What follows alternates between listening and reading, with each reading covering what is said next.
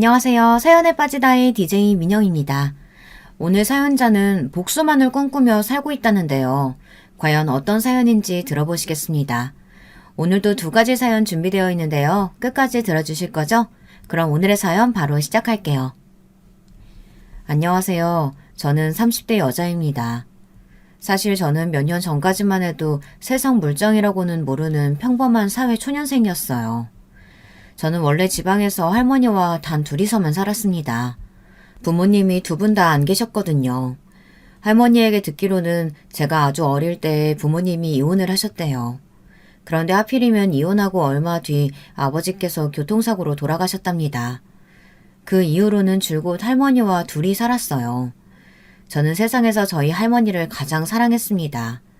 저에게는 유일한 보호자이자 친구였으니까요.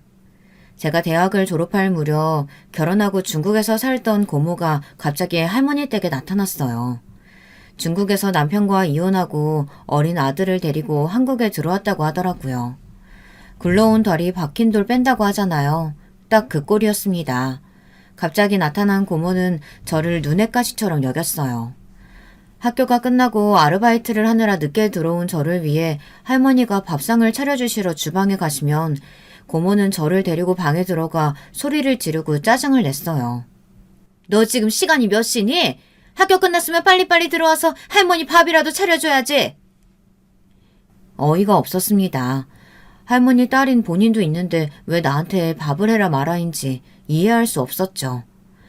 저 지금 아르바이트하고 오는 거예요. 밥 시간 됐으면 고모가 차려 먹으면 되지. 왜 저더러 그러세요? 어머어머, 얘 말하는 것 좀 봐. 이래서 부모 없는 애들은 티가 난다니까. 그리고 너는 다 큰 애가 왜 아직도 할머니한테 빌붙어 있어? 우리 엄마가 대학까지 보내줬으면 독립해서 할머니 호강시켜줄 생각을 해야지. 어쩜 이기적인 게 네 아빠랑 똑같니?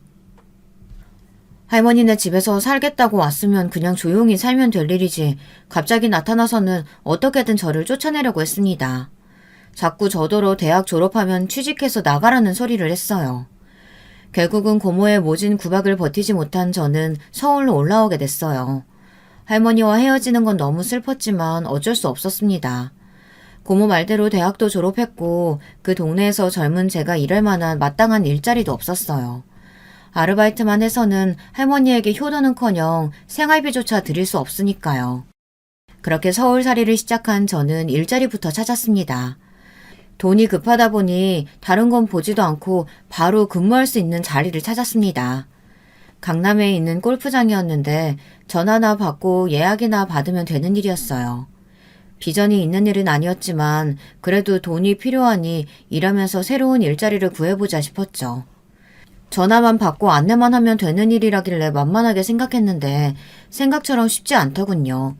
매일 꽉 끼는 유니폼을 입고 높은 구두를 신고 하루 종일 서 있다 보니 집에 오면 그대로 쓰러져 자기 바빴습니다.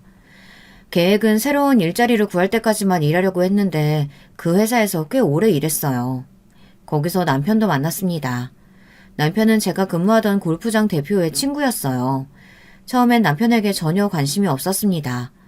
평일 대낮부터 매일 골프장이나 드나드는 남자가 괜찮을 리 없잖아요. 사실 솔직하게 말하자면 남편은 저는 아예 꿈도 못 꿀 정도로 부잣집 도련님이에요. 골프장 다른 직원들 말이 청담동에 유명한 에스테이트 건물이 있는데 거기 대표라고 하더라고요. 쉽게 말해 건물주다 보니 매일 한량처럼 골프나 치러 다니는 거였죠. 그런데 제가 그 남자와 결혼을 했습니다. 골프장에 올 때마다 저에게 자꾸 수작을 걸고 친한 척을 하길래 제가 만만해서 그러는 건 줄 알았는데 어느 날 제 휴대폰 번호를 물어보더니 저녁이나 먹자고 하더라고요. 저는 호기심 반 관심 반으로 남자를 따라 나갔습니다. 그리고 얼마 뒤 남편과 저는 연인 사이가 되었고 결혼까지 하게 됐어요. 사실 지금 생각해보면 그때 남편이 저녁을 먹자고 했을 때 단번에 거절을 했어야 했습니다. 그랬으면 제 인생이 이렇게 꼬이진 않았을 거예요. 사실 결혼하게 된 것도 말이 되질 않았습니다. 제가 남편과 연애를 시작했을 때 드라마 속 한 장면처럼 골프장으로 시어머니가 찾아오셨어요. 혼자도 아니고 시어머니 아시는 분들을 잔뜩 데리고요. 당시엔 저도 시어머니가 누구인지 몰랐을 때니 근무하던 대로 했어요. 그런데 시어머니께서 저에게 갑질을 하기 시작했습니다. 시어머니 일행 중 한 분이 골프장에 처음 온 분이었는데 예약하지 않고 오셔서 골프장 이용이 어려우셨죠. 그런데 갑자기 시어머니께서 저에게 소리를 지르며 막무가내로 나왔어요. 네가 뭔데 이용을 못한다 만다 난리야? 여기 이분이 누군 줄 알아? 여기 골프장을 통째로 인수하고도 남을 뿐이라고. 여기 대표 어딨어? 이 대표 어디 갔냐고? 시어머니는 대표까지 부르면서 저를 쏘아봤어요. 시어머니의 큰 소리에 골프장 대표가 달려나왔어요. 무슨 일이냐고요. 그런데 대표가 시어머니를 보고 눈이 휘둥그레지더니 아는 체를 했습니다. 준석이 어머님 오랜만에 오셨네요.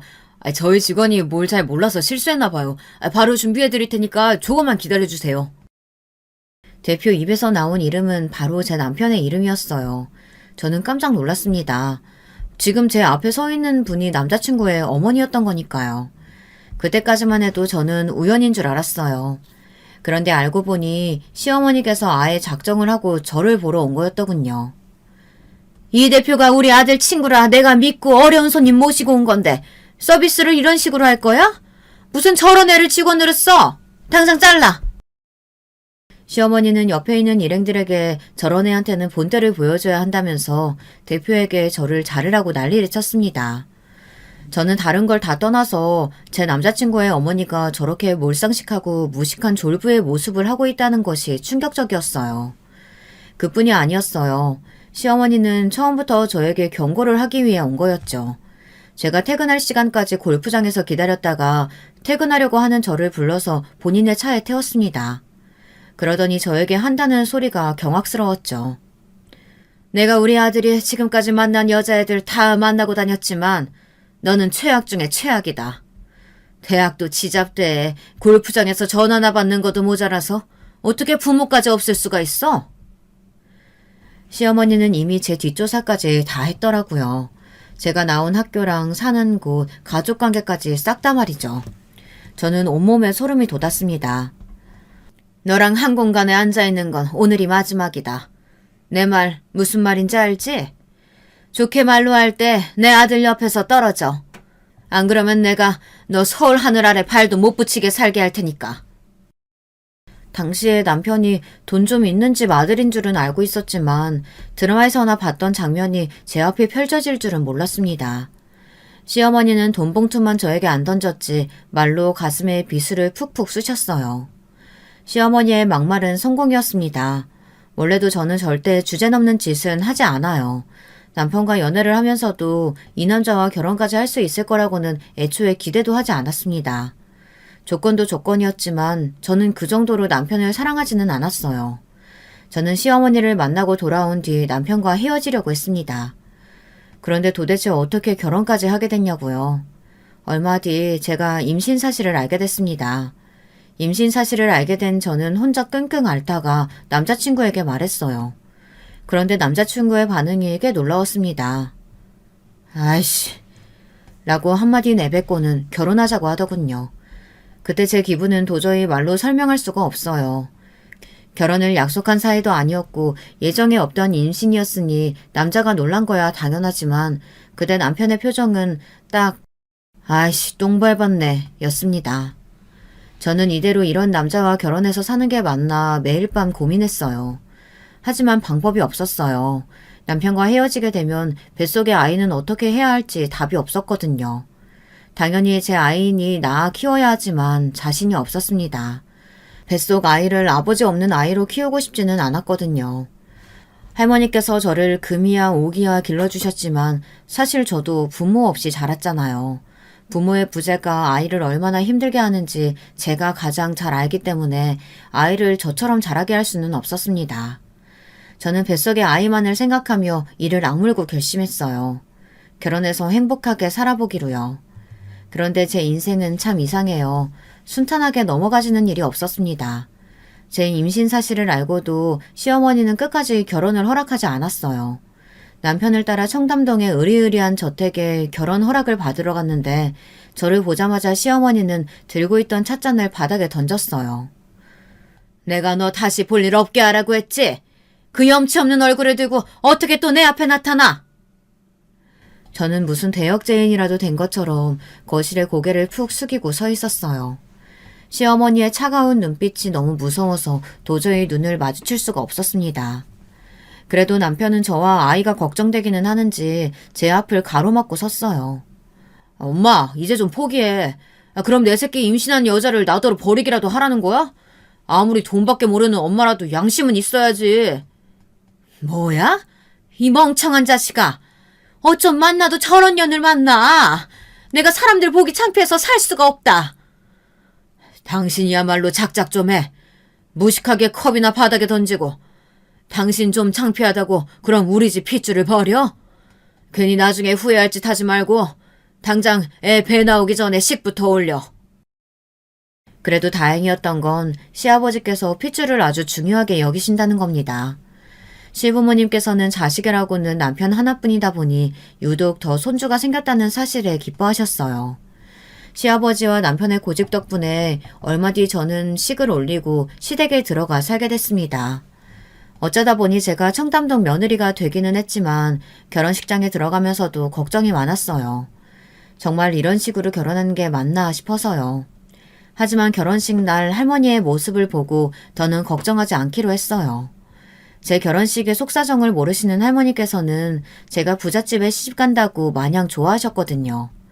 다 커서도 할머니에게 효도 한번 못한 게 마음에 걸렸었는데 그래도 시집이라도 가는 모습을 보여드려서 다행이었습니다. 더군다나 항상 제게 못되게 굴었던 고모가 샘내며 배 아파하는 모습도 볼만했죠. 곰인 줄 알았더니만 어떻게 저런 대어를 나갔대. 이게 다 내 덕인 줄 알아. 내가 너 서울 올라가라고 해서 네가 네 남편 만난 거잖아. 그 덕 잊지 말고 평생 나한테 잘해라. 본인이 서울로 나를 내쫓았기 때문에 제가 남편을 만난 거라며 평생 은혜를 갚으라네요. 저는 얄미운 고모를 봐서라도 보란듯이 잘 살아야겠다 싶었어요. 하지만 제 결혼 생활은 지옥이나 다름없었습니다. 제 다짐만으로 잘 살아갈 수 있는 환경이 아니었죠. 저는 결혼식이 끝나자마자 시부모님과 함께 살았어요. 사실 저는 시부모님께서 처음에 시댁에 들어와서 살라고 했을 때 조금 기대했어요. 식을 올려도 시어머니께서 저를 며느리로 인정하지 않으실 줄 알았는데 그래도 옆에 데리고 살면서 좀 가깝게 지내고 싶으신 마음이 있기는 한가 보다 싶어 내심 기대했죠. 그런데 제 착각이었습니다. 시어머니께서 같이 살자고 하신 건 저를 가족으로 인정해서가 아니라 아무렇게나 부려먹을 생각이었어요. 네가 평범한 집안 자식 정도만 돼도 내가 이 정도로 걱정은 안 할 텐데 워낙 부족한 게 한두 가지여야 말이지. 이 집에 살면서 우리 집안이 어떤 집안인지 직시하고 김 여사가 하라는 대로 배우고 시키는 대로 해. 내가 그나마 좀 쓸만하다 생각이 들면 그때 호적은 정리해 줄 테니까. 식을 올리고 한 집에 사는데도 시어머니는 저를 이 집 식구로 인정하지 않았습니다. 결혼하고 배가 만삭이 될 때까지도 혼인신고를 못하게 했어요. 시어머니께서는 당신의 기준에 제가 부합할 때가 되면 그때 저를 며느리로 인정하고 혼인신고도 해주겠다고 하셨습니다. 쉽게 말해 며느리 테스트 같은 거였죠. 그러다 보니 저는 시어머니 말씀에 한마디라도 토를 달 수가 없었어요. 제가 알아서 미움받을까봐 무섭기도 했지만 제가 제 생각을 조금이라도 시어머니 앞에서 말하려고 하면 시어머니는 난리를 쳤습니다. 한 번은 그런 적이 있었어요. 시어머니는 한 달에 한 번 집에 손님들을 초대해 파티를 열고는 했는데요. 시어머니께서 운영하시는 에스테틱 VIP들을 모시고 접대를 하는 자리였죠. 파티 일주일 전부터 시어머니는 굉장히 예민했습니다. 음식 준비부터 세팅, 집안의 꽃장식까지 시어머니가 하라는 대로 그대로 해야만 했습니다. 하나라도 마음에 안 들면 다 던지고 부숴버렸어요. 옆에서 시어머니를 지켜보고 있으면 꼭 분노조절 장애 환자 같았죠. 조금만 화가 나도 불같이 화를 내고 손에 집히는 대로 다 망가뜨려야 직성이 풀렸거든요. 그래도 저는 시어머니에게 인정받고 싶은 마음에 제가 도와드릴 건 없을까 싶어 시어머니 주변을 맴돌았습니다. 저도 명색이 이 집안 며느리니까요. 그런데 시어머니는 제 꼴도 보고 싶어 하지 않았어요. 배도 나와서 거슬려 죽겠는데 왜야 그렇게 앞에서 알짱거려? 사람들 앞에서 결혼 전에 임신해서 시집왔다고 광고하니? 자기 손주를 임신한 며느리더러 툭하면 배가 나와서 거슬린다고 하셨어요. 심지어 옷으로 좀 가리기라도 하라고 하셨습니다. 결혼 전에 임신한 게 자랑이냐고요. 저는 시어머니의 호통 소리를 들으면 항상 눈이 질끈 감기고 어깨가 잔뜩 움츠러들었어요. 하지만 애써 차가운 손을 세게 움켜쥐며 얼굴에 미소를 지었습니다. 중요한 파티인데 저도 좀 돕고 싶어서요. 제가 뭘 하면 좋을까요? 넌 아직 우리 집안 사람도 아닌데 네가 할 일이 뭐가 있니? 정 돕고 싶으면 김 여사 따라 들어가서 주방 일이나 좀 돕던지. 제가 망설이고 망설이다 한마디라도 건네면 시어머니는 무서운 눈으로 저를 쏘아보며 화를 내셨습니다. 더군다나 혼인신고를 할 때까지는 저는 이 집안 사람도 아니었습니다. 그렇다고 이 집에 고용된 직원도 아닌데 저는 항상 집안 행사가 있을 때마다 집안일을 도와주시는 분들과 함께 지내며 행사 준비를 해야 했어요. 거기다가 행사가 시작되면 저는 더 자취를 감춰야 했습니다. 제가 괜히 사람들 눈에 띄어서 좋을 게 없다고요. 자랑할 만한 게 하나라도 있어야 사람들 앞에 내세우지. 거기다가 너 골프장에서 일했던 거 알아보기라도 하는 사람 있으면 어떡하니? 아휴, 나는 상상만 해도 너무 싫다. 시어머니는 제가 골프장 데스크에서 일했던 사실을 아는 사람이라도 있을까봐 걱정하셨어요. 그런 며느리를 봤다는 게 너무 창피하다고요. 처음엔 저도 일하는 분들과 같은 대접을 받는다는 게 당연히 서운했지만 시간이 지날수록 익숙해졌습니다. 언제부턴가 저는 집안에 손님이 오시면 알아서 집 안에 숨어 있었어요. 저에게 더는 도망칠 곳이 없었어요. 이 집이 아니면 만삭의 몸으로 할머니가 계신 시골에 다시 내려가야 했으니까요. 그 이후에도 저는 시어머니께 인정받기 위해 부단히도 노력했어요. 하지만 제가 아무리 노력한다고 해서 저를 예뻐할 시어머니가 아니었죠. 거기다가 시어머니에게 매일 구박받고 혼나는 것도 힘들었지만 더 힘들었던 건 바로 남편이에요. 저와 결혼하겠다고 자기 어머니한테 처음으로 반항도 했던 사람이 막상 식을 올리고 한 집에 살기 시작하니 저는 없는 사람 취급했습니다. 매일 뭘 하고 다니는지 집에 잘 들어오지도 않고 연락도 없었어요. 심지어 뱃속의 아이에게도 별 관심이 없었습니다. 점점 배가 불러오르면서 한 주에 한 번씩 산부인과에 가는데도 한 번을 함께 가주지 않았습니다. 지금 생각해보니 임신하고 딱 한 번 병원에 같이 가준 적이 있었네요. 바로 아이 성별이 나오는 날이었어요. 그런데 의사 선생님 입에서 딸이라는 말이 나온 순간 남편은 병원 문을 박차고 나가버렸어요. 저는 그날에서야 남편이 저와 결혼한 이유를 알게 됐습니다. 아이씨, 점쟁이 말이 무조건 아들이라고 했는데 그래서 내가 쪽팔리게 시까지 올린 건데 이 망할 놈의 점쟁이. 당장 가서 복비 내놓으라고 해야지. 남편의 말을 듣는 순간 저는 눈이 휘둥그레졌습니다. 남편은 아이가 생긴 저를 책임지기 위해 식을 올린 게 아니라 제 뱃속의 아이가 아들이라고 해서 저와 식을 올린 거였어요. 당신, 그게 무슨 소리야? 우리 아이가 아들인 줄 알고 나랑 결혼한 거였어? 그리고 나랑 식 올린 게 쪽팔려? 그런 사람이 나랑 지금까지 어떻게 살았어? 저는 너무 서러워서 절로 눈물이 뚝뚝 떨어지는데 남편은 혼자 화가 나서 얼굴이 새빨개졌습니다. 그러더니 하는 소리가 기가 차더군요. 얼씨구, 네가 울긴 왜 울어? 그 점쟁이가 네 뱃속 애가 딸이라고 했으면 당연히 너랑 결혼 안 했지. 내가 미쳤다고 너같이 아무것도 없는 초년이랑 결혼을 하겠냐? 알고 보니 시아버지께서 워낙 핏줄을 중시하시고 아들에게만 재산을 물려주시는 걸로 유명하더라고요. 그런데 남편이 워낙 젊어서 사고를 많이 치고 다니니까 시아버지께서 에스테틱 건물을 남편에게 물려주지 않겠다고 하신 거예요. 시아버지께서 옛날부터 사업차 동남아 쪽에 가 계신 일이 많았대요. 한국을 비우는 일이 많다 보니 남편이 정신 차리고 참한 여자 만나 손주 하나만 순풍 낳아주면 강남에 에스테틱 건물을 바로 중개해 주신다고 하셨답니다. 남편은 그래서 시어머니에게 반항까지 하며 임신한 저와 결혼을 한 거였어요. 점쟁이가 제 뱃속 아이가 아들이라고 한 말을 믿고요. 저는 그때의 배신감을 잊지 못합니다. 물론 남편처럼 생각 없고 철없는 사람이 저를 진심으로 사랑했다고 믿지는 않았지만 그래도 아이만큼은 불쌍하게 여기고 걱정하고 있다고 기대했어요. 그런데 일말에 제 기대감이 산산조각이 난 거죠. 그날 이후로 남편은 아예 저를 거들떠보지도 않았어요. 거기다가 아이가 태어날 때까지 시아버지나 시어머니에게 뱃속 아이가 딸이라는 소리는 찍소리도 하지 말라고 했습니다. 내가 아들이라고 큰소리 쳤는데 아니라는 거 알면 아버지가 지금 당장 우리 둘 다 내쫓을 수도 있어. 그러니까 애 나올 때까지 찍소리도 하지 마. 암튼 도움이 되는 게 없어. 저는 남편이나 시어머니와 이야기를 나누다 보면 저도 모르게 불룩하게 나온 배를 꽉 끌어안았어요. 혹시나 이 몰상식한 사람들이 하는 소리가 다 제 아이 귀에 들어가기라도 할까봐요.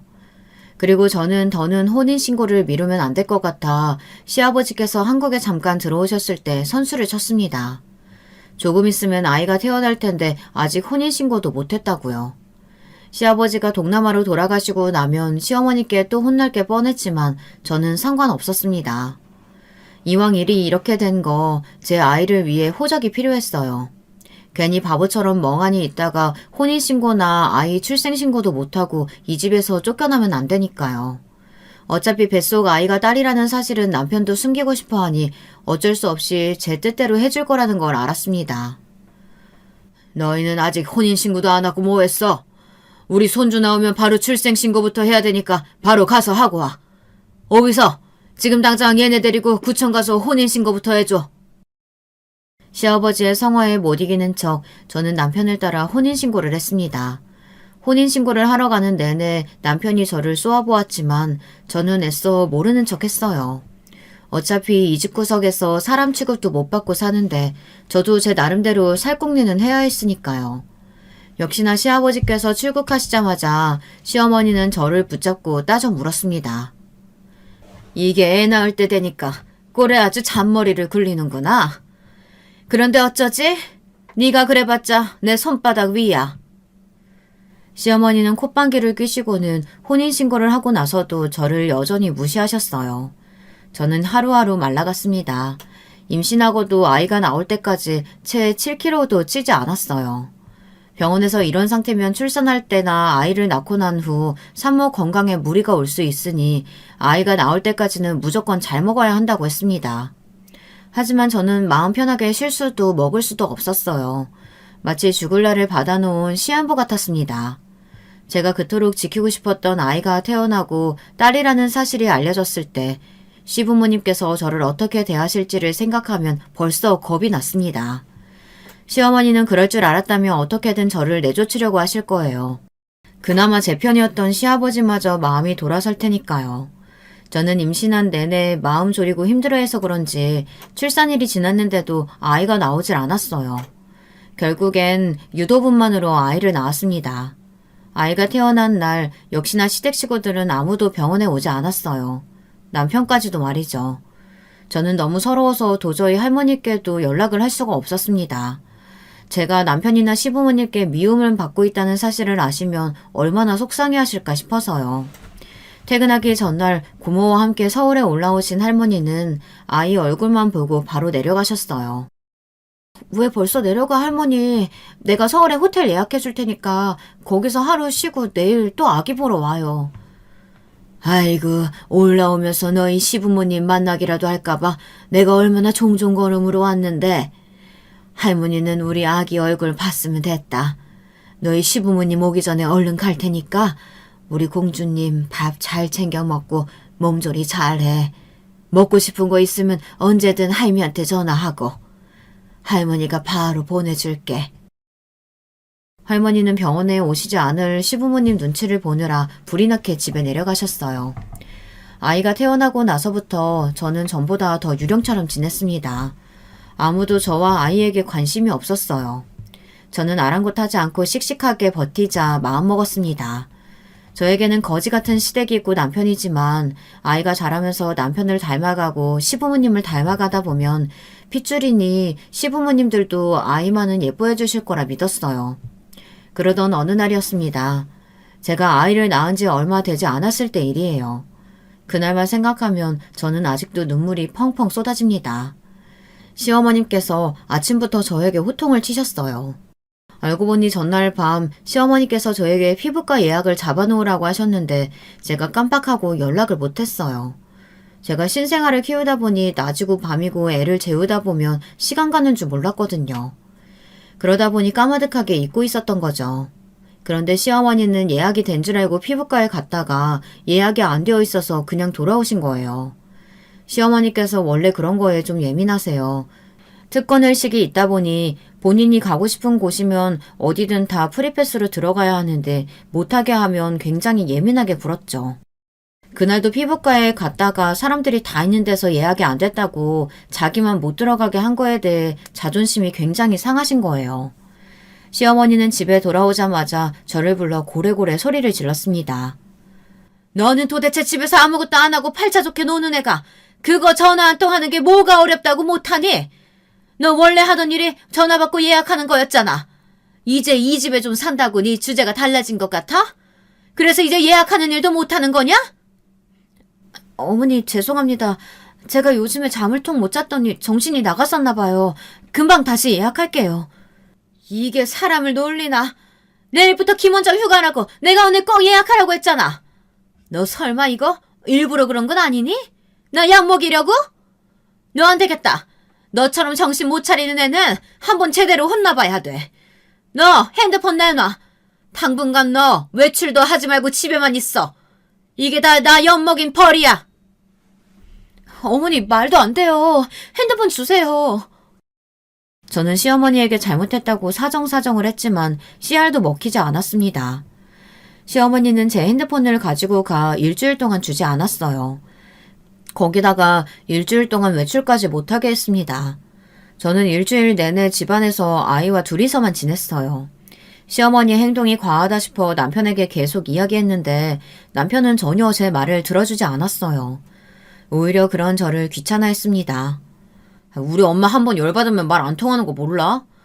안 그래도 요즘 경기가 안 좋아서 얼굴에 주름만 잔뜩 생긴다고 스트레스 받아 하는데 그런 실수를 하면 어떡해?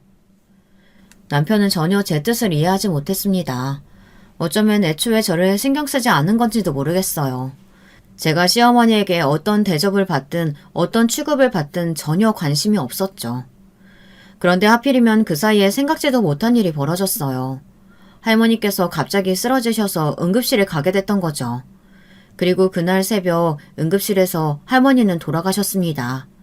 놀란 고모가 새벽부터 저에게 계속 연락을 했는데 전화기가 꺼져 있자 연락이 되지 않은 거예요. 고모는 남편에게도 전화했는데 남편도 전화를 받지 않았답니다. 그러다가 장례식장에 도착해서야 남편과 통화가 된 거죠. 남편도 계속 핸드폰을 받지 않아 고모가 남편 사무실 번호를 알아내 전화를 했답니다. 만약 고모가 남편 회사까지 전화하지 않았다면 저는 할머니의 장례식장에도 못 갈 뻔했어요. 그때를 생각하면 아직도 가슴이 미어질 것 같아요. 이게 다 시어머니 때문입니다. 사람이 실수 한 번 했다고 어떻게 그런 짓을 할 수 있는지 모르겠어요. 시댁 식구들은 비서만 달랑 보내고 아무도 장례식장에 오지 않았습니다. 저는 장례식장이 끝나고도 집에 가고 싶지 않았어요. 집에 일하는 분에게 맡기고 온 딸아이도 마음에 걸렸지만 도저히 가고 싶지 않았어요. 저는 그대로 아무 가게나 들어가 혼자 술을 진탕 먹었어요. 너무 속상해서요. 새벽이 돼서 술에 취한 채 시댁에 들어간 저는 문을 벌컥 열고 들어가 시어머니에게 처음으로 쏘아붙였습니다. 이게 다 어머님 때문이에요.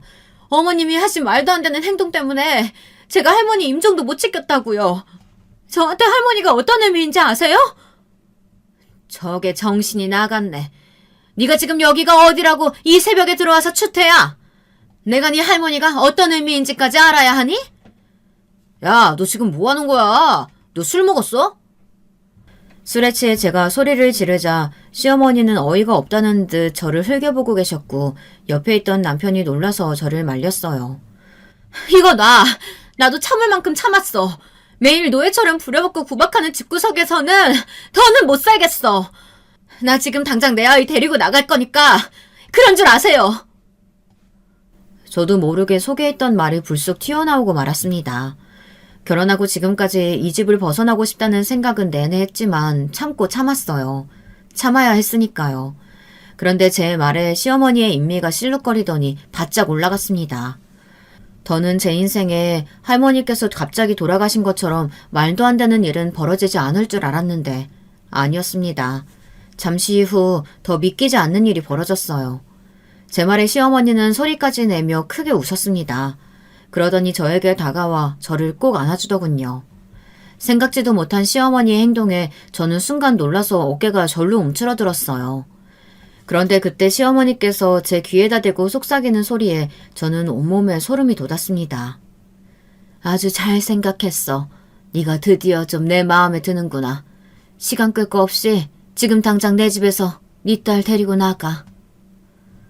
제게 나가라는 말 한마디를 던진 시어머니는 집안에서 일하는 여사님에게 곧바로 제 짐을 싸라고 하셨습니다. 잠시 뒤 제 짐과 딸아이 짐이 고스란히 현관 앞에 놓여 있었어요. 저는 잔뜩 찌푸린 눈빛으로 남편을 올려다봤습니다. 그러자 남편이 하는 말이 가관이더군요. 나를 왜 쳐다봐? 네가 먼저 더는 우리 집에서 못 살겠다며. 난 우리 집에서 못 나가니까 너나 나가. 그럼 우린 딸은? 당신 우리 딸도 버리겠다는 거야? 당신이 책임지겠다고 나랑 결혼했으면 책임져야지. 저는 남편의 거지 같은 면상을 마주보고 싶지도 않았지만 제 딸아이의 아버지였어요. 지금까지 남편이 딸에게 애정을 주지는 않았지만 그래도 이런 식으로 자기 자식을 버릴 거라고는 생각지 못했습니다. 얘 하는 것 좀 봐. 네가 네 입으로 나랑은 못 살겠다고 네 새끼 데리고 나가겠다고 할 땐 언제고 이제는 아들하고 내 사이까지 찢어놓으려고 수쓰는 거니? 얘 아주 무서운 애네. 이래서 검은 머리 짐승은 거두는 게 아니라니까. 저도 술에 취해 실수한 것은 맞지만 일이 뭔가 이상하게 돌아갔습니다. 시어머니는 기다렸다는 듯 갑자기 본인이 피해자인 척하며 저에게 아들과 본인의 사이를 찢어놓으려고 제가 여우짓을 한다네요. 거기다가 더 어이없던 건 남편의 태도였습니다. 나도 더는 힘들어서 너랑 못 살겠다. 이래서 어른들이 다들 결혼은 수준 맞는 사람하고 해야 한다고 하는 건데 내가 실수했어. 애까지 생겨서 불쌍해서 데리고 살아줬더니만 고마운 줄도 모르고 양심도 없이 구네. 당신 지금 말 다 했어? 저 갓난애를 버리고 나랑 이혼이라도 하겠다는 거야? 애 핑계 대지 마. 너도 나나 우리 집안 좋아하지도 않으면서 우리 집 돈만 보고 우리 집안 며느리로 살아보겠다고 빌붙어 있었던 거잖아. 너희 할머니 병원비에 장례식 비용까지 내가 다 냈으니까 그거 위자료 했다고 치고 넌 그냥 조용히 이 집에서 나가. 저는 보고 싶지 않으니까. 너무 기가 차고 어이가 없어서 말도 나오질 않았습니다. 저는 말을 해볼 기회조차 없이 시댁에서 쫓겨났어요. 그렇게 저와 남편은 식을 올린 지 1년 만에 헤어지게 됐습니다. 지난 세월 끔찍했지만 저에겐 천사 같은 딸이 남아있었어요. 할머니마저 돌아가신 세상에 저는 딸과 단 둘만 남게 됐습니다. 저는 어떻게든 딸을 잘 키우기 위해 하루하루 열심히 살았어요. 제 수중에 있던 3천만 원을 가지고 반지하 월세를 구했어요. 동네에 어린이집을 알아보고 아이를 보냈습니다. 어린 아기를 어린이집에 맡기고 도저히 발이 떨어지지 않았지만 할 수 없었어요.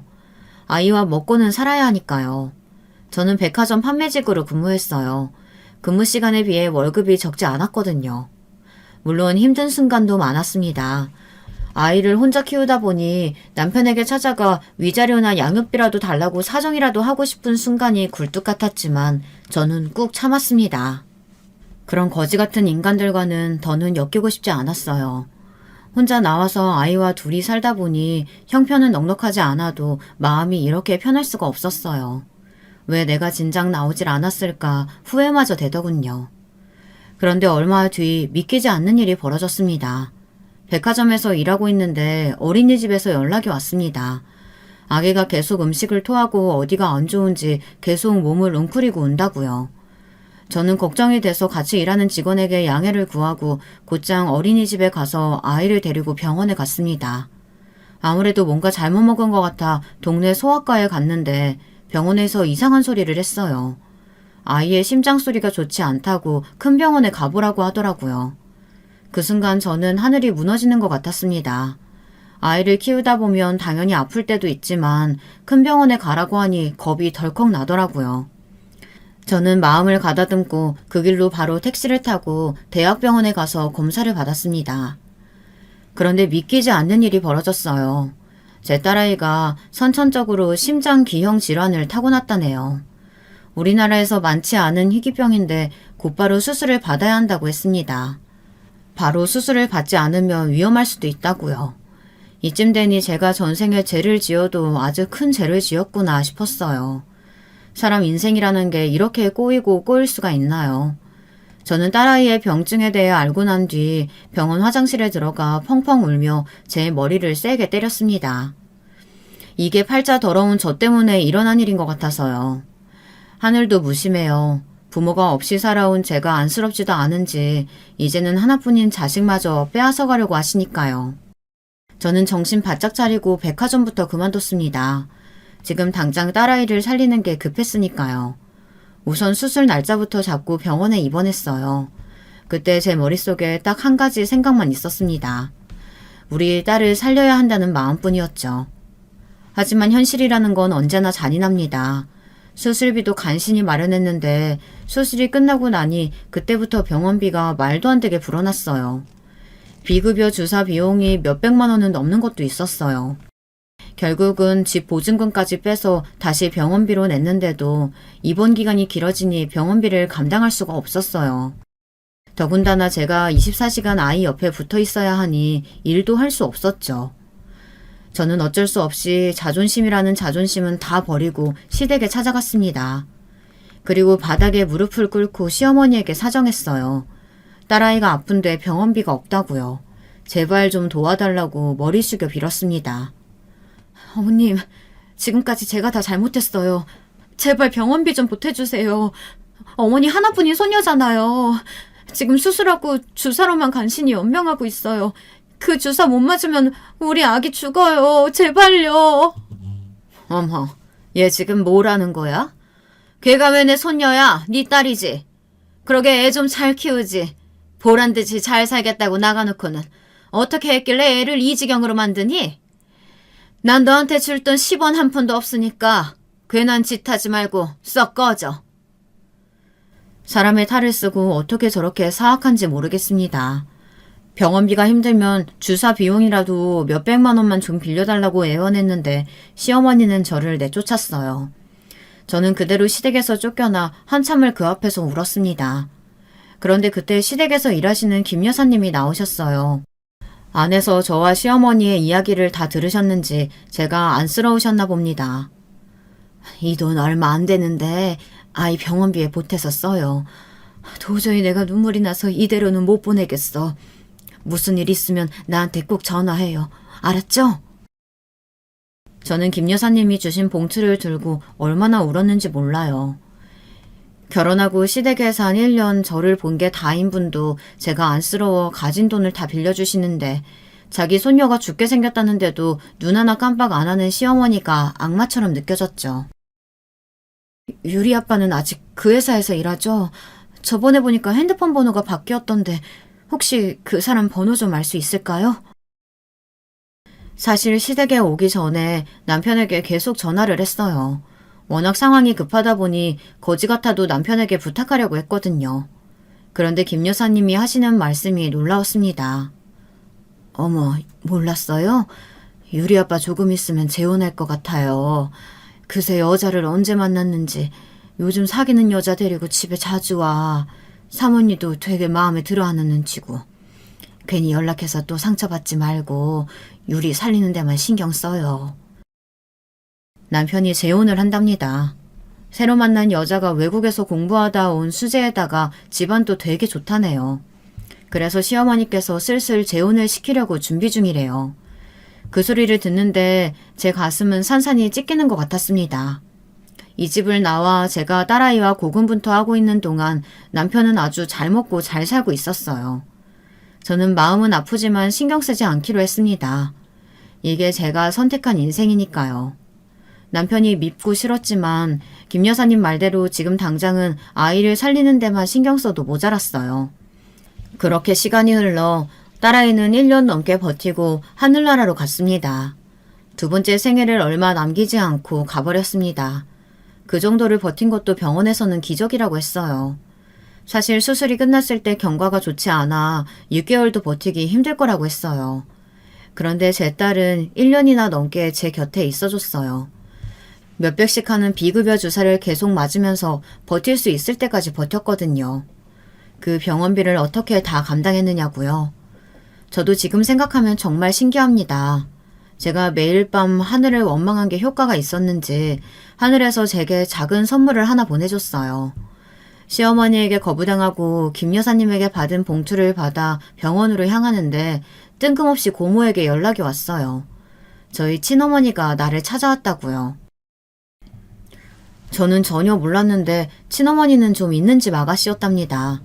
아버지와의 결혼을 집안에서 반대해서 반대를 무릅쓰고 그 시골에 내려와 아버지와 저를 낳고 살았는데 무기력한 아버지의 모습에 실망하게 된 어머니는 저를 낳고 바로 이혼하신 거죠. 원래 부족한 거 없이 유복하게 자랐던 어머니가 그 시골에서 농사나 지으며 살라고 하니 답답했던 거죠. 저를 낳고 바로 아버지와 이혼한 어머니는 공부를 하기 위해 일본으로 가셨대요. 외가에서도 어린 나이에 이혼한 딸을 한국에 두기 창피하다 보니 도피 유학을 보낸 거죠. 그러다가 일본에서 만난 남자와 재혼을 했답니다. 남자는 일본의 백화점을 운영할 정도로 부자라 평생 돈 걱정은 안 하고 살았대요. 어머니의 재혼 상대는 아이를 낳을 생각이 없는 사람이라 자식도 낳지 않고 살았는데 얼마 전에 그 남자가 죽어서 그 많은 재산이 다 어머니에게 상속이 됐대요. 일본에서 자식도 없이 혼자가 되자 이제야 저를 찾아야겠다 싶으셨던 거죠. 이제야 찾아와서 미안해. 난 너희 아빠가 죽은 줄도 모르고 당연히 재혼해서 너랑 잘 살고 있을 줄 알았어. 당시에 아버지도 젊은 나이였으니 당연히 재혼해 잘 살고 있을 줄 알았답니다. 어머니가 제가 보고 싶어도 이미 잘 살고 있는 애 앞에 나타나기 미안했다네요. 저는 갑자기 나타난 친어머니에게 하나도 서운하지 않았어요. 저도 이만큼 인생을 살다 보니 맞지 않는 사람과 자식 때문에 참고 산다는 게 얼마나 바보 같은 짓인지 잘 아니까요. 저는 다른 걸 다 떠나서 돈 많은 친엄마가 갑자기 제 앞에 나타났다는 것만으로도 행운이라고 생각했어요. 저는 염치 없지만 어머니에게 제 딸을 살려달라고 애원했습니다. 그렇게 어머니의 도움으로 우리 딸 유리는 하늘나라에 가기 전까지 큰 고통 없이 갈 수 있었어요. 딸아이가 떠나고 제 심장이 사라져버린 것만 같았지만 그래도 어머니께서 그 고통을 이겨낼 수 있게 옆에서 많이 도와주셨어요. 그런데 생각지도 못한 문제가 있었어요. 아이의 사망 신고를 하러 구청에 갔는데 말도 안 되는 일이 벌어져 있었습니다. 저는 까마득하게 몰랐는데 호적상 제가 이미 미혼모로 되어 있더군요. 애초에 남편과 혼인신고를 한 내용이 없었어요. 이게 도대체 무슨 일인가 봤더니만 남편과 시댁 사람들이 모두 다 작당하고 저를 속인 거더군요. 아이가 태어나기 직전에 분명 남편 비서와 구청에 가서 혼인신고를 했어요. 그런데 이 사람들이 저를 속이고 신고를 하지 않은 거예요. 딸아이의 출생신고도 제 밑으로만 해놓은 거였어요. 그러니까 쉽게 말해 호적상으로는 저는 미혼모였고 남편은 결혼한 적이 없고 아이를 낳은 적도 없는 거였죠. 순간 저는 끓어오르는 분노를 참을 수가 없었습니다. 이미 남편에게 당할 만큼 당했고 속을 만큼 속았다고 생각했는데 아니었어요. 끝도 없이 남편의 만행은 계속해서 나왔습니다. 매일 밤 아픈 아이를 끌어안고 울면서도 누구도 원망하지 않으려고 노력했습니다. 남편도 시댁도 저에게 매몰차게 굴었지만 미워하지 않으려고 애썼어요. 그 사람들도 다 사정이 있었겠지 하는 마음으로 눈물을 삼켰습니다. 하지만 더는 안 되겠어요. 처음부터 저와 딸아이를 기만하고 무시한 인간들을 도저히 참아줄 수가 없었습니다. 저는 그날 이후 모든 것이 달라졌습니다. 다른 사람으로 새로 태어났어요. 얼마 뒤 저에게도 말도 안 되는 일이 벌어졌습니다. 장소는 서울의 한 고급 일식당이었어요. 저는 명품으로 온몸을 휘감고 비싼 고급 세단을 타고 일식당 앞에 내렸습니다. 그리고 직원의 안내에 따라 예약된 룸 문을 활짝 열고 들어갔어요. 그 순간 저는 아직도 잊지를 못합니다. 룸 안에 서 있던 시어머니와 남편의 얼굴을요. 저를 보고 놀라 한껏 경악한 얼굴로 어쩔 줄 몰라 했습니다. 너 뭐야? 네가 왜 여기 있어? 그 꼴은 또 뭐고? 너 지금 네가 입고 있는 옷이 얼만지리나 알아? 전 남편은 역시나 멍청했어요.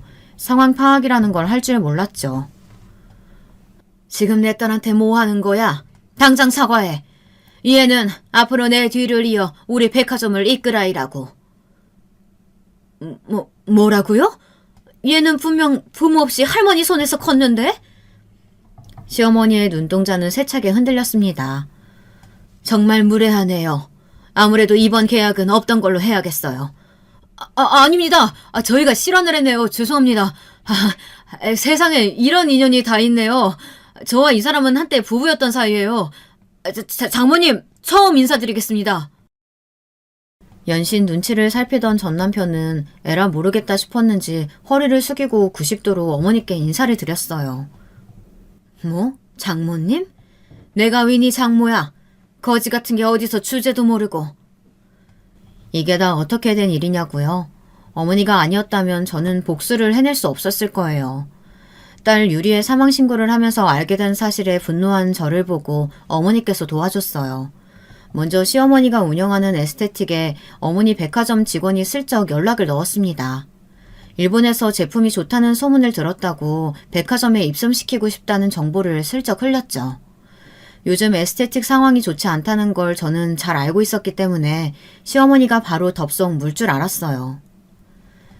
난 제품도 중요하지만 함께 일하는 사람도 중요하다고 생각해요. 안 그래도 딸하고 서울에 들어왔으니 한번 만나서 일 얘기를 하죠. 그래서 남편과 시어머니가 먼저 일식당에 와 있었던 거예요. 저와 어머니를 보자마자 시어머니와 남편은 어쩔 줄을 몰라하며 눈동자를 굴렸지만 그러기엔 이미 늦었습니다. 어머니께서 식탁에 놓인 음식을 한번 쭉 보시더니 회가 담긴 접시를 들어 남편의 얼굴에 부어버렸습니다. 그러자 남편은 바로 바닥에 무릎을 꿇고 앉았어요. 자식이 죽든 말든 신경도 안 쓴 그 더러운 면상 좀 보려고 불렀는데 도저히 구역질 나서 같이 앉아있지는 못하겠네. 내가 비즈니스에 대해서 아주 확실한 편이라 당신들이 내 딸한테 함부로 했다고 해서 나도 불이익을 주지는 않을 거야. 대신 앞으로 에스테틱 거는 내 딸에게 100% 일임할 거니까 그런 줄 알아요. 당연하죠. 저희가 확실히 모시겠습니다. 남편이라는 인간은 참 배알도 없어요. 바로 저에게 대표님이라고 부르더군요. 거기 앉아 계신 여자 대표님은 하실 말씀이 없으신가 봐요? 아닙니다. 저도 이번 일을 위해 사력을 다해야죠. 제 앞에 무릎을 꿇고 앉은 시어머니와 남편의 꼴을 보고 있자니 절로 쓰드숨이 튀어나왔습니다. 저와 어머니가 가게를 벗어나기 직전까지 뒤따라 나온 시어머니와 남편은 허리도 들지 못했어요. 그 모습을 보는데 저도 모르게 배알이 꼬이더군요. 몇 년 전과 저는 하나도 변한 게 없는데 어떻게 저렇게 뻔뻔하게 굴 수 있는 건지 구역질이 났습니다. 그래서 마지막 복수를 갈겨줬어요. 아참, 지금쯤 김 여사님이 당신 약혼자한테 우리 추억이 담긴 사진이랑 영상 보냈을 거야. 그게 무슨 소리야? 아이고 답답하기는. 당신이 나랑 살면서도 딴 여자 만나고 다닌 거 내가 모를 줄 알았어? 지금 그 여자랑 결혼까지 하려는 거잖아. 근데 그 여자는 당신 나랑 산 것도 모르고 유리가 있었던 것도 모르더라. 그래서 내가 싹 다 정리해서 그 여자한테 보냈어. 저는 그대로 손을 한번 흔들어주고 어머니와 차에 올라탔습니다. 남편은 그대로 바닥에 주저앉아 멍하니 있었고 시어머니는 그런 남편의 등을 때리고 있었어요. 그랬어요. 남편 새끼가 제가 버젓이 그 지옥 같은 집에 살 때부터 딴 여자를 만나고 있었더라고요. 그 여자가 조건도 좋고 집안도 좋으니 시어머니와 작당하고 저를 내보내고 그 여자와 결혼하려고 한 거예요. 거기다가 혹시나 아이가 있다는 사실이 밝혀지면 안 되니 시어머니는 일부러 병원비도 도와주지 않은 거죠. 오히려 우리 유리가 죽어주면 좋은 일이니까요. 정말 입에도 담고 싶지 않은 인간들입니다. 생각 같아서는 다신 보고 싶지 않아요. 남편은 결국 그 여자에게 뻥 차였어요. 그런데도 멍청한 남편과 시어머니는 정말 제가 어머니 백화점에 자기들 에스테틱 제품을 입점시켜줄 줄 알고 사력을 다하고 있습니다. 저는 그런 남편과 시어머니를 매일 이용하고 골려주고 있어요. 백화점에 입점시켜 줄 것처럼 가지고 놀고 있습니다. 저의 복수는 아직 끝나지 않았습니다. 이러다가 이 짓도 질리면 무참하게 밟아줄 거예요. 남편과 시어머니의 회사를 망하게 할 생각입니다. 저는 매일 남편 얼굴에 소리를 지르고 괴롭히면서도 분이 풀리지 않아요. 이렇게 한다고 해서 제 사랑스러운 유리가 돌아오지 않으니까요. 여러분께서 저의 처절하고도 잔인한 복수를 좀 응원해주세요. 잘하고 있다고 이 복수가 다 끝나면 행복해질 거라고요. 저는 남편과 시어머니가 망하는 날 일본으로 어머니를 따라갈 거예요. 그때까지 제가 잘 버틸 수 있게 댓글로 위로해주세요. 저의 이야기 끝까지 들어주셔서 감사합니다. 여러분께서는 항상 행복하고 건강하시길 바랄게요. 여러분, 두 번째 사연 시작하기 전에 좋아요, 구독 꼭 눌러주실 거죠? 그럼 두 번째 사연 바로 시작합니다. 여러분, 겉모습이나 외적인 조건만 보고 사람을 판단하는 건 어쩌면 인간의 본능일까요? 우리 사회가 겉모습보다 그 사람 내면의 본 모습을 더 중시한다면 이 세상은 적어도 지금보다는 훨씬 더 살기 좋은 세상이 될 텐데 말이죠. 갑자기 뜬금없이 무슨 얘기냐고요? 지금부터 누가 봐도 겉보기에 초라하고 볼품없는 상황에 처했던 저희 친정아버지 얘기를 하려고 합니다. 그리고 그런 초라한 아버지가 구원해준 저의 결혼 생활 얘기까지도요. 아직까지는 무슨 얘기인지 감이 잘 안 오시죠? 뒤로 갈수록 어마무시한 이야기들이 펼쳐질 테니 한번 들어보세요. 그 이야기는 다음과 같습니다. 아버지는 세계 제2차 대전이 한창이던 1941년 태어나셨어요. 아버지는 훗날 돌이켜 말씀하시길 힘센 나라들에게 주권을 빼앗기고 급기야는 강대국들에 떠밀려 전쟁에까지 휘말린 우리 조국의 현실이 어릴 적 힘이 없고 나약했던 자신의 모습과 많이 닮은 것 같다고 슬퍼하셨어요. 어쩜 그렇게 절묘하게 우리나라가 힘이 없던 시절에 그것을 똑 닮은 나 같은 사람이 태어났냐면서요. 아버지의 출생 연도에서 짐작하셨겠지만 아버지는 일제강점기로부터의 해방과 6.25 전쟁, 그리고 군사정변과 월남전 참전, 그리고 IMF 등등 한국 근현대사의 굵직한 사건들을 모두 겪고 자라셨어요. 이런 대혼돈의 시대에서 살아남은 자신이 지금 생각해보면 강자인 것 같지만 아버지의 어린 시절은 강함과는 많이 달랐대요. 아버지는 어릴 적부터 덩치가 작고 힘이 약해서 힘센 친구들에게 괴롭힘을 많이 당하고 자라셨어요. 그리고 못생겼다고 놀림도 많이 받았대요. 못생기고 덩치 작고 힘이 약한 아버지를 힘센 애들이 가만둘 리 없었죠. 한국전쟁이 끝난 후 혼란스러운 국내 정세가 계속되고 모두가 먹고 살기 어렵던 그 시절, 중학생이었던 아버지의 일상은 하루하루가 괴롭힘의 연속이었대요. 덩치가 작다고 맞고 못생겼다고 놀림당하고 힘이 약하다고 돈을 뺏기고 한 번은 맞기만 하는 게 너무 서러워서 때리는 놈한테 마구잡이로 달려들었는데 그 자식이 날린 주먹 한 방에 나가 떨어지고 그대로 코뼈가 부러졌대요. 아직도 아빠의 코는 그때의 일로 한쪽으로 휘어 있어요. 아빠는 그날 병원에 실려가면서 생각했대요. 아, 내가 가진 힘으로는 힘센 사람을 도저히 이길 수 없구나. 나같이 작고 약한 사람은 평생을 당하고만 살아야 하는구나.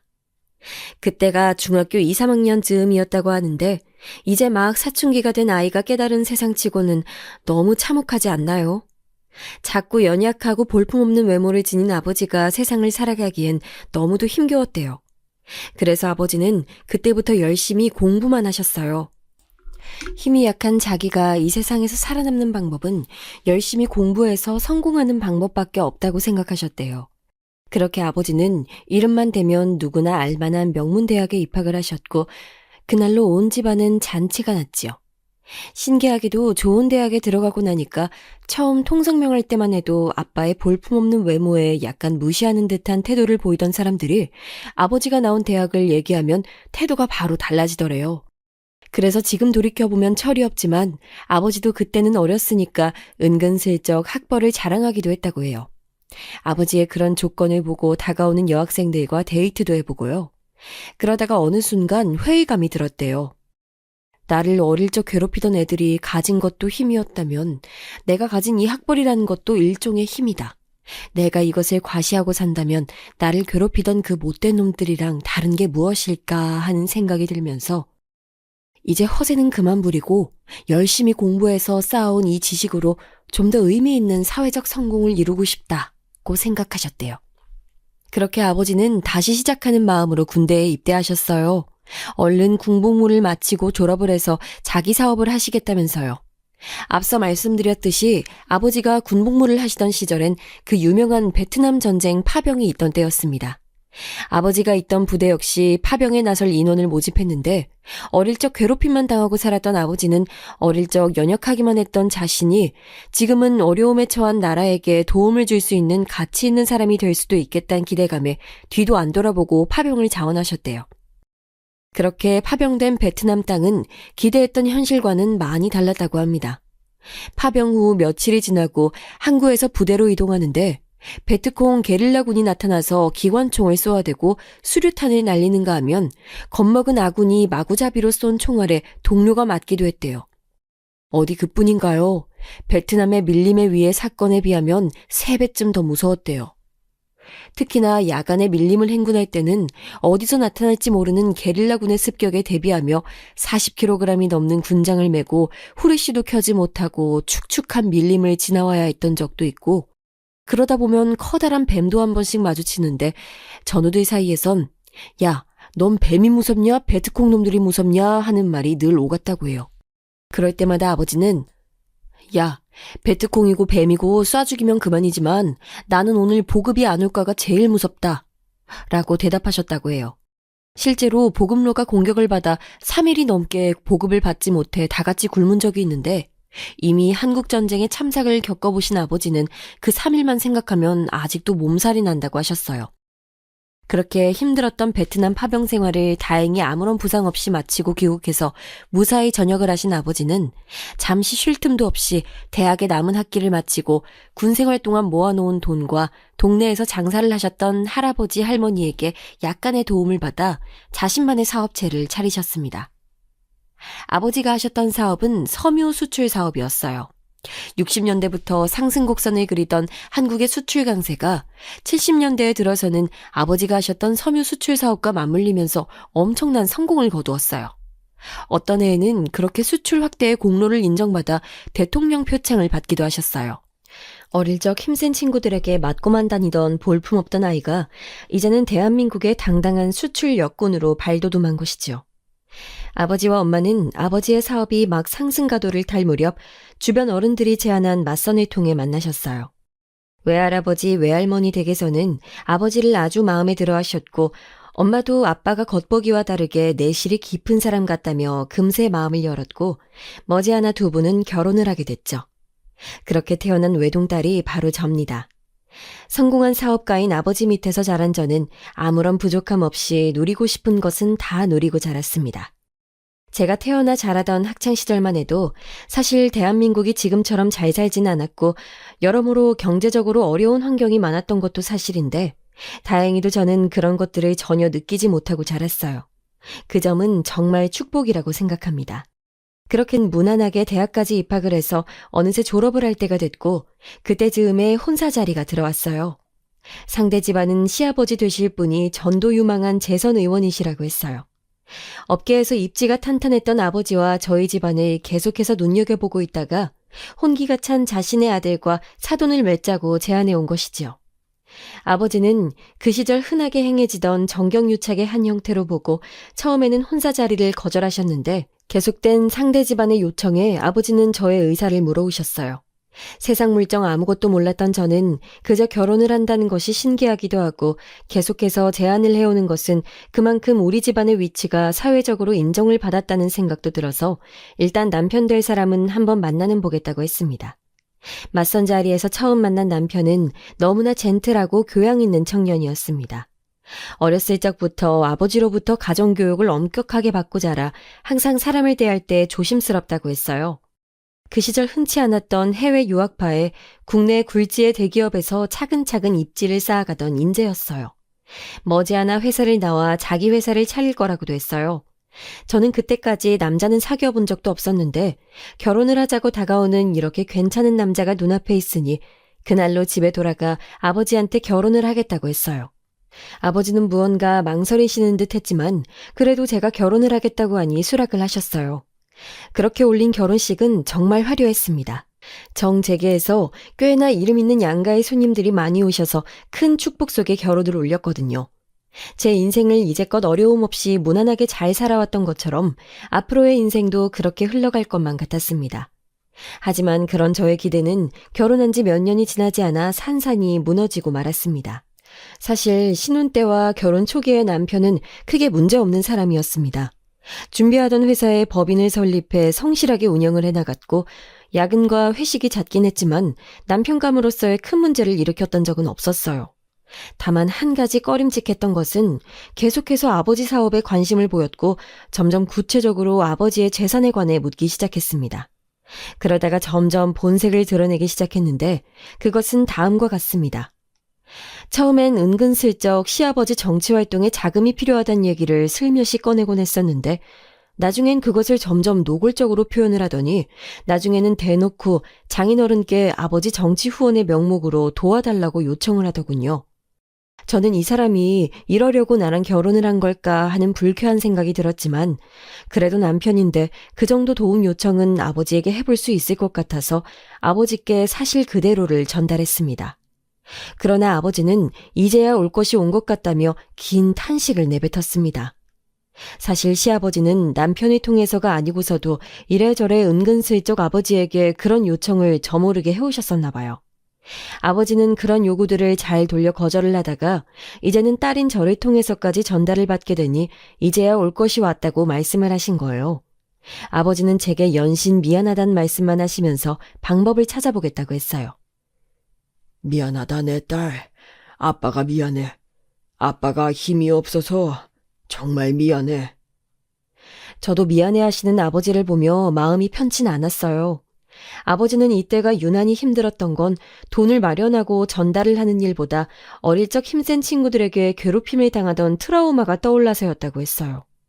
어린 시절 내내 작고 약하다는 이유로 괴롭힘만 당하다가 이제는 당신도 사회에서 자리를 잡을 만큼 성공해서 남부럽지 않게 살고 있고 귀하게 키운 딸 자식도 시집 보내놨으니 인생의 숙제는 다 이룬 것 같다고 여기셨었대요.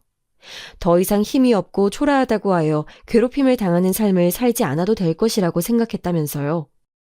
그런데 다시 한번 힘이 있는 사람의 강압적인 요구에 굴복해야 하는 순간이 다가왔으니 아버지가 어린 시절을 상기하며 얼마나 괴로워하셨을지 상상이 가시나요? 그것도 다른 먼 관계의 사람도 아닌 사돈댁으로부터요.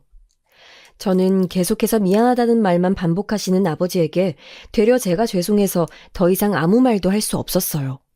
시댁의 요구를 저의 입장을 통해 전달을 하면서 결국엔 제가 아버지의 어린 시절 상처를 상기시킨 것 같아서요. 그래서 그날 이후로는 아버지께 이 일이 어떻게 되어가는지 일절 묻지 않았고 남편에게도 내용 전달했으니 더 이상 이 얘기는 안 꺼냈으면 좋겠다고 얘기했어요. 신기하게도 그 이후로 시아버지의 당내 입지는 계속해서 커져갔고 대중적 지지도는 날로 올라갔어요. 분명히 아버지의 도움이 컸을 거라고 생각되지만 아버지가 그것들을 합법적인 테두리 안에서 지원하기 위해 얼마나 골머리를 앓았을지 생각하면 지금도 가슴이 아프네요. 아닌 게 아니라 기업가 정치인 사돈관계의 정경유착은 큰 사회적 문제를 야기할 수 있었기 때문이었죠. 당시 사회와 언론의 분위기가 그런 것들을 크게 질타하는 분위기였던 것도 한몫을 했고요. 실제로 2000년대 들어서는 이런 사돈관계의 정경유착이 물밑으로 많이 숨어들었지만 이때만 해도 대놓고 드러나지만 않았을 뿐 암암리에 만연했던 것이 사실이에요. 아버지는 자칫 이것이 문제가 되어 평생을 일궈놓은 자신의 사업터전을 한 번에 잃지 않기 위해 정말 여러모로 대책을 모색하셨죠. 게다가 이런 요구가 한 번으로 끝나지 않을 것 같아서 아버지의 고민이 얼마나 컸을지 짐작도 할 수 없습니다. 그렇게 저는 점점 이 결혼에 대해 회의감이 들고 있었습니다. 그도 그럴 것이 사돈어른의 이 노골적인 돈 요구가 받아들여지기가 무섭게 저에 대한 남편의 태도는 무섭게 돌변했습니다. 야근과 회식은 그 빈도와 시간이 도를 넘어서서 아예 안 들어오는 날도 많았고 누군가와 자주 몰래 통화를 하는 것 같은데 제가 이상한 사람이 되는 것 같아서 누군지 물어보지도 못했습니다. 사실 그런 남편을 더욱더 그냥 내버려둘 수밖에 없는 저만의 자격지심이 하나 있었습니다. 저희 부부는 결혼한 지 몇 년이 됐지만 아기가 들어서지 않은 상태였어요. 지금이야 불임 부부가 상상 이상으로 많고 아기도 잘 낳지 않는 사회 분위기가 형성되어 있지만 그때까지만 해도 아기를 가질 수 없으면 아내 쪽으로 묘하게 귀책이 기울어지는 분위기가 아직까지 남아 있었습니다. 나에 대한 마음보다 아버지의 재력을 이용하려고 결혼을 계획한 것만 같은 남편과 시아버지에 대한 피해의식과 아이를 가지지 못하는 데서 오는 자격지심 때문에 점점 이 결혼은 잘못되었다고 느끼고 있었습니다. 그 와중에 남편은 계속해서 밖으로 나도니까 저의 삶은 점점 더 바닥을 향해 내려가고 있었습니다. 그러던 중 정말 큰 일이 터지고야 말았습니다. 1997년 어떤 사건이 있었는지 전 국민이 다들 기억하시죠? 네, IMF 외환위기 말입니다. 영원히 탄탄할 것만 같던 아버지의 사업은 수직으로 곤두박질 쳤어요. 급기야는 채무 상환 기간을 맞추지 못해 부도가 났고 그렇게 저희 집안은 몰락의 길을 걷게 됐습니다. 이쯤 되면 남편